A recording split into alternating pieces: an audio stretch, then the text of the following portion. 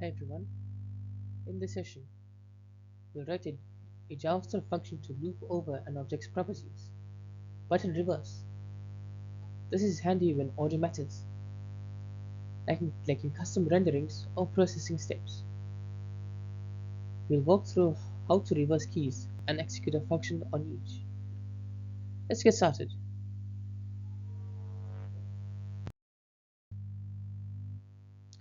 Sometimes we want to process the last property first. Reversing the key order helps. We'll extract all keys, reverse them, then run a function on each property. The, the function will receive the value, key, and the original object. Let's look at how this works in code.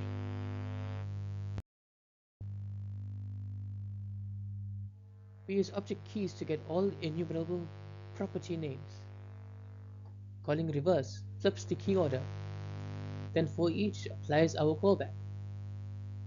This keeps the code clean and allows full control over each iteration. You can log, transform, or even modify values inside the loop.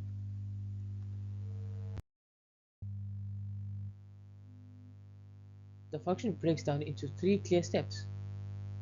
It gets the key, reverses the order, and runs your function. Every key, value, and the object itself is passed to your callback. This gives you full access to manipulate or inspect each entry.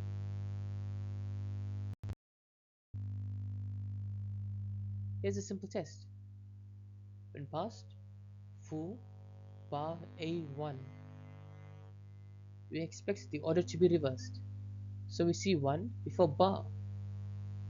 It is a great way to ensure behavior when order affects logic. Now let's see where this might be helpful in practice.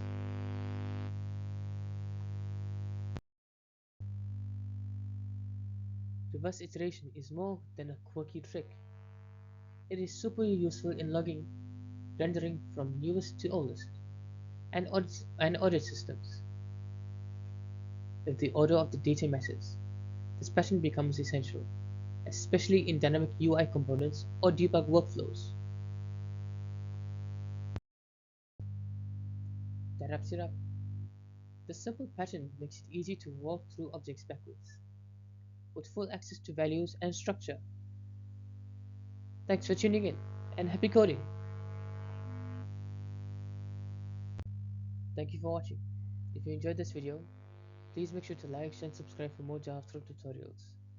I'll see you in the next one.